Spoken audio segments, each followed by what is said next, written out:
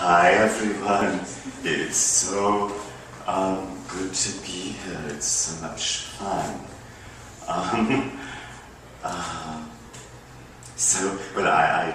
I'd like to tell you a short story about my mother.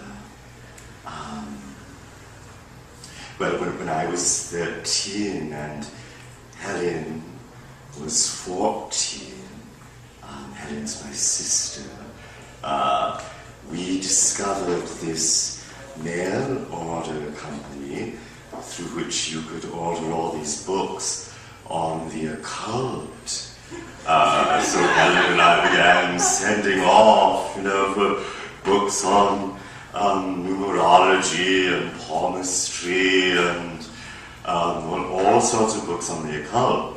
But there was this one book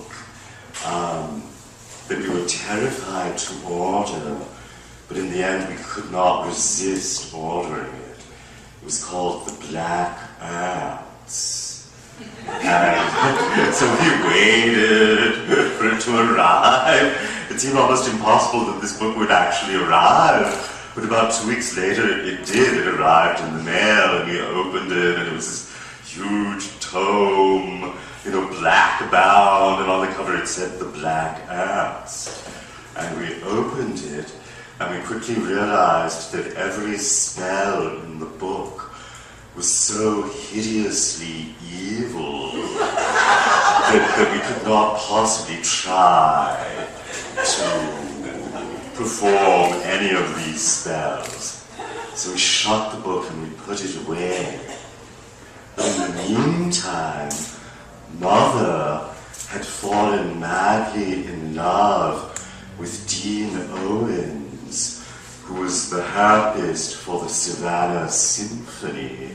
Dean Owens was this shy, retiring gentleman who lived with his mother in this big old house on Jones Street. And one day, Dean Owens invited us to his house for tea, and we got there, and we discovered that Dean Owens was obsessed with monkeys. Everything in his house was in the shape of a monkey.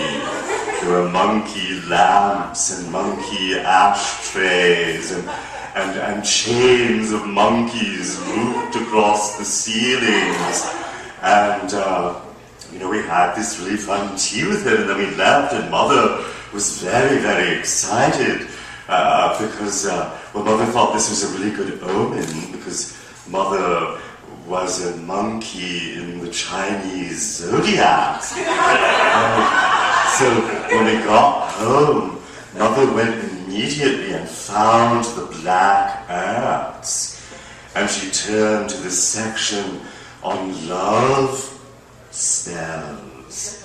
And Mother found this spell that she was convinced would make Dean Owens fall madly in love with her.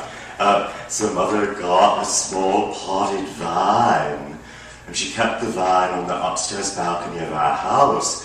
And Mother would only water the vine at certain phases of the moon, and she would dance around the vine, and she would incant this spell, which went something like this.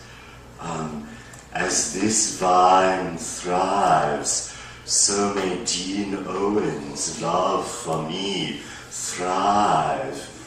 As this vine withers and dies, so may Dean Owens wither and die. And the vine flourished. Mother had an amazing green thumb, but we never heard from Dean Owens again. And then summer came, in time for us to head up north for our summer vacation. And the one thing that concerned all of us, really, was what to do with this vine while we were away.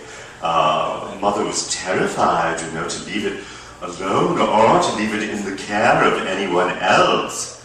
So eventually we all consulted, and we decided that the plentiful summer rains of Savannah would amply take care of the vine. So we left, for the north. When we got back at the end of the summer, we discovered that there had been a drought, and the vine was barely clinging to life. So the first thing that Mother did was she raced to the phone and she called Dean Owens' house. And Dean Owens' mother answered and said that Dean Owens could not come to the phone because he had been suddenly and mysteriously stricken blind.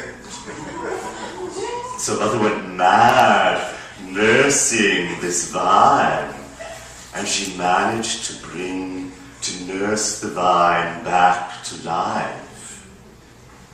And Dean Owens suddenly and equally mysteriously regained his eyesight.